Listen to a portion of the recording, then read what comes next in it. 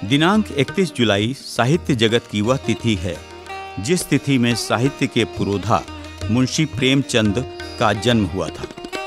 कथा सम्राट मुंशी प्रेमचंद का जन्म 31 जुलाई 1880 में हुआ था और 8 अक्टूबर 1936 को मुंशी प्रेमचंद उपन्यास, नाटक एवं 300 से अधिक कहानियां लिखकर हिंदी साहित्य जगत को अलविदा कह गए।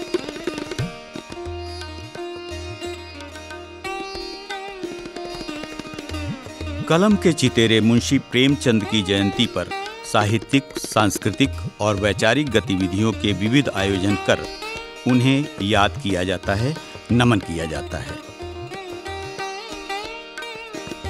मुंशी प्रेमचंद की जन्मस्थली लमही एक साहित्यिक तीर्थ से कम नहीं है।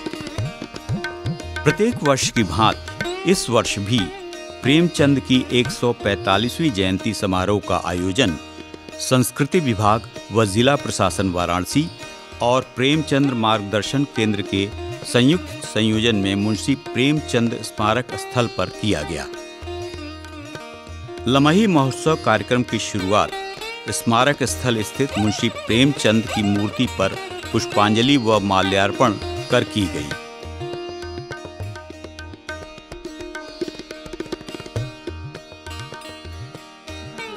तत्पश्चात कार्यक्रम में उपस्थित अतिथियों का स्वागत सम्मान किया गया।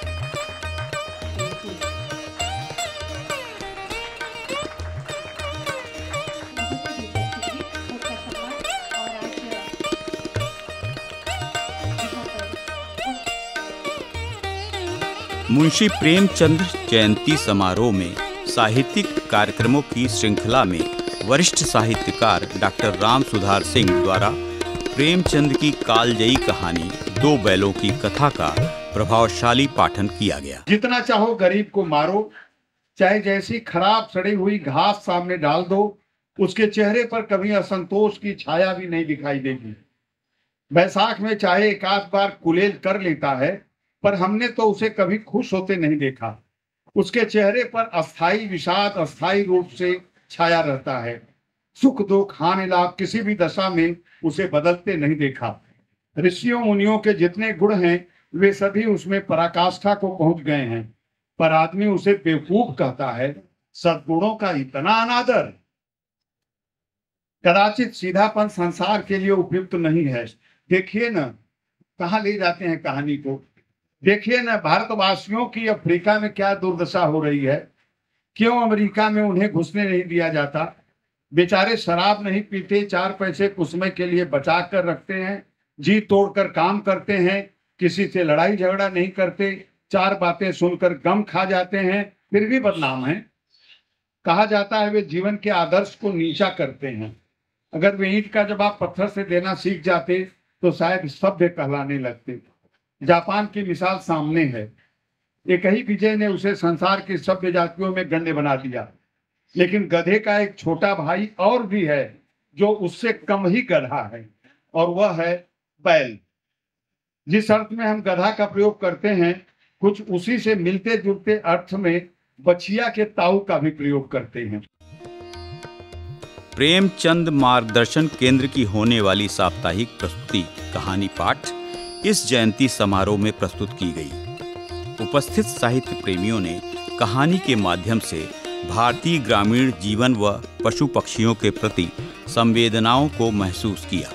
आज भी समाज में प्रेमचंद जैसे लोगों की आवश्यकता बहुत है। उनके कहानियों की उपादेयता, उपयोगिता आज भी उतनी ही बनी हुई है जितना कभी उनके समय में रहा हो।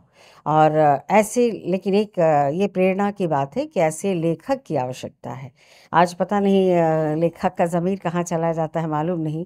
नहीं तो कभी प्रेमचंद जी ने अंग्रेज़ों के समय में जिस समय लिखना भी गुनाह था, लेकिन लिखा उन्होंने। उसके लिए कितना-कितना झेला लेकिन लिखा, सच में लिखा, कभी गुमनाम नाम से लिखा और कभी उसको दूसरे तरीके से अपने पात्रों के बीच में रख के रखा, कहानियों के माध्यम से लिखा। आज भी माध्यम तो बहुत हो सकते हैं, तो मुझे लगता है उनके प्रति श्रद्धा सुमन अर्पित करने के लिए उनके भावों को, उनके कृत्यों को समझना, देखना, पढ़ना होगा। लमही महोत्सव के सांस्कृतिक कार्यक्रम में विभिन्न संस्थाओं द्वारा नाट्य प्रस्तुतियां भी की गईं, जिसका उपस्थित जनों ने आनंद लिया।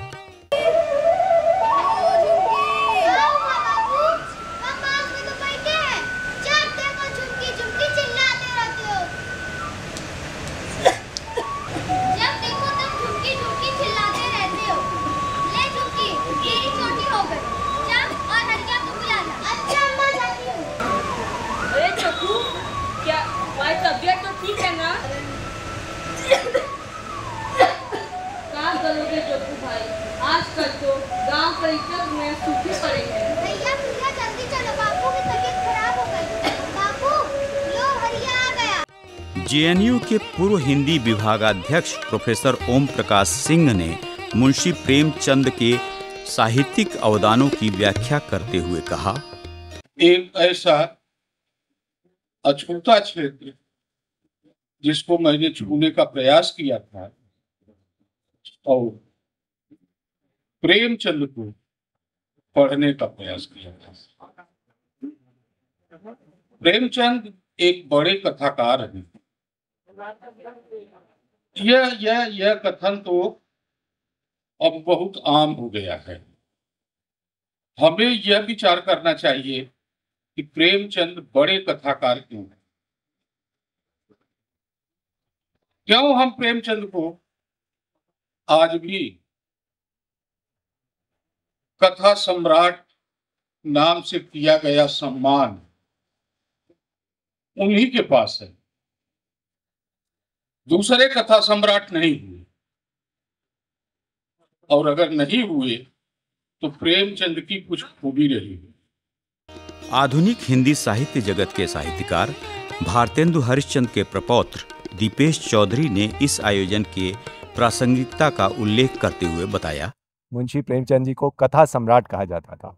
आज डॉक्टर ओम प्रकाश सिंह ने इस बात को यहाँ बताया कि वो क्यों कथा सम्राट थे। उनकी कहानियों में जो मानवीय मूल्य था, जो आज भी समसामयिक है, उसको हम देखेंगे, पढ़ेंगे तो बच्चों के लिए इस समय जो नैतिकता और जो सामाजिकता ख़त्म होती जा रही है, अगर वो कहानियों को पढ़ें, सुने तो उनके लिए सब ये सामाजिक न्याय और कैसे छोटे, जैसे आज ये दो बैलों की कहानी का जो पाठन हुआ, ये अपने आप में बहुत ही सुंदर कहानी, बहुत ही बच्चों मानवीय कहानी है। मूल्यों को कैसा आगे बढ़ाती है, ये दिखाती है।